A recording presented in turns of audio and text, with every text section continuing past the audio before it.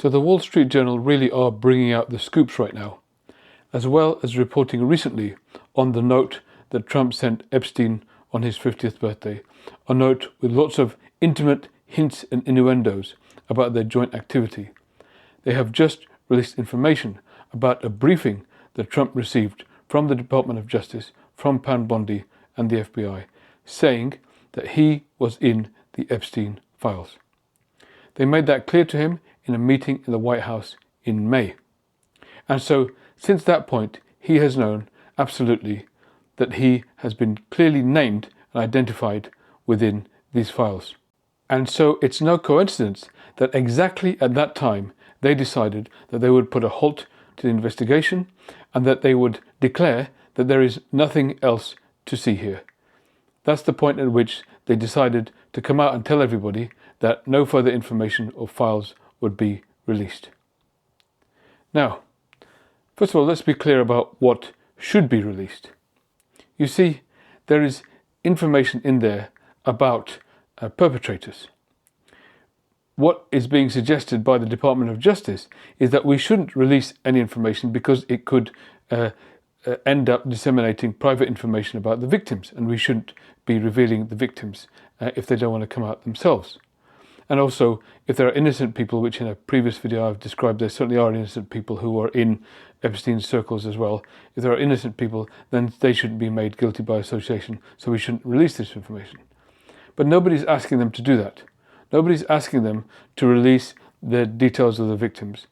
What we're saying is that if they have people who are filmed, who are on so much of this footage that we know they have, that we know they've reviewed, and so much of the documentation that they have, who have been involved in the abuse, which is unquestionable they have, because if you talk to the victims it's very clear, there are a number of them, then they need to proceed with indicting those people.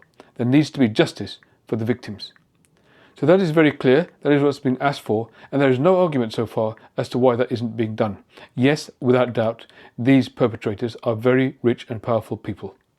And that may give the Department of Justice some pause to make sure that all their ducks in a row before proceeding with legal action against these people. However, that doesn't mean that they should just drop it just because they're rich and powerful people. That's not how justice is supposed to work. So, despite the clear, compelling need to act on these potential perpetrators, they have decided to cease doing that entirely. Why? Because Trump is named in the files. Now, there's one of only two possibilities here in regards to Trump's being named on the files. Either he's named in an entirely innocuous way, just one of the people in his circles, a friend and associate, but had nothing to do with that deeper layer, which I've talked about in previous videos, about the abuse itself, about the way in which Epstein was a predator of the predators. He would essentially sort of coax predators out, get them to engage in these heinous acts, then film them doing it and blackmail them. Now, if Trump wasn't one of those people, if there's no evidence on Trump on that front, then there's no reason for him to push back against this.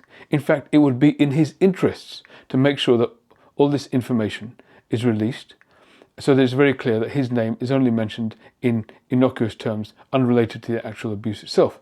So he should actually be advocating for release of as much information as possible in order to exonerate himself from charges and associations with this actual abuse itself.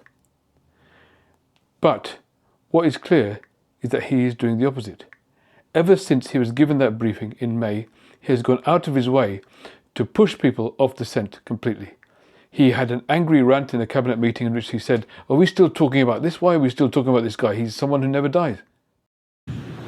Are you still talking about Jeffrey Epstein?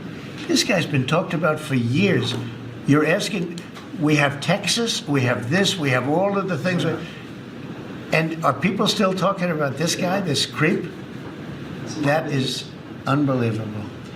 It's all been a big hoax. It's perpetrated by the Democrats, and some stupid Republicans and foolish Republicans fall into the net. The sad part is it's people that are really doing the Democrats' work.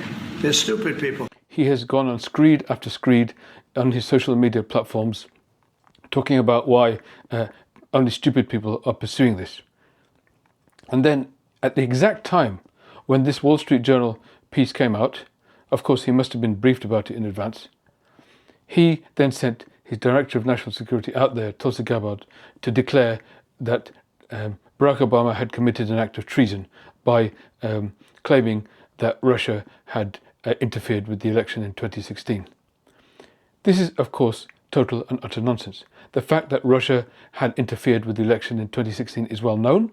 It was reported by the intelligence agencies at the time in a detailed report, which was also then confirmed by a Senate report, which was authored by none other than the current Secretary of State, Marco Rubio. There was no doubt about that, so it wasn't some kind of a stitch-up. It wasn't anything to do with a coup. How could it be a coup? Barack Obama handed over power in an orderly transition to Donald Trump in 2016. So what kind of a coup is that? So this is the most ridiculous nonsense charge ever made, and almost certainly made just as a naked attempt to divert attention from this Wall Street Journal report, which clearly documents, and it even has sources from the Department of Justice being quoted in there saying that yes, this briefing took place and Trump's name was part of the Epstein files. So which is it? Trump is mentioned in the Epstein files either purely on an innocuous basis, as a friend, as an associate, as somebody who kind of entered into his sort of superficial circles rather than the abuse circles, or it isn't. It's mentioned in a much more damning way. Just look at his behaviour, and you tell me, what do you think? Let's hear it in the comments. What could be the reason for Trump's behaviour and the way he's acting in response to this instead? I hope you enjoyed the video.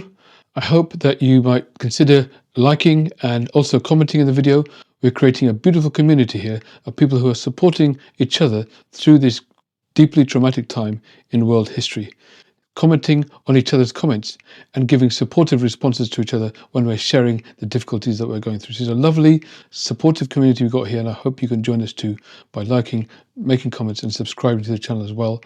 I also have a bookstore, russellsbooks.com. I hope you might consider going there, buying some of the books in which I describe some of the psychologies of the people around us and the world around us, and also helping us gain awareness of our own inner worlds too, in a way that will help us navigate this difficult time in world history. I hope you can also consider joining and becoming a member of the channel, where you'll get these ebooks for free as part of that package as well. Finally, I also hope that you consider signing up to my e-newsletters. Whether you become a member or not, that's absolutely worth doing, because that way we can always stay in touch. I'll always keep you updated every few weeks about my content so that you don't miss anything, because let's face it, all of these platforms are currently owned by a very small number of oligarchs. At any point they can just decide to shut down a channel like mine.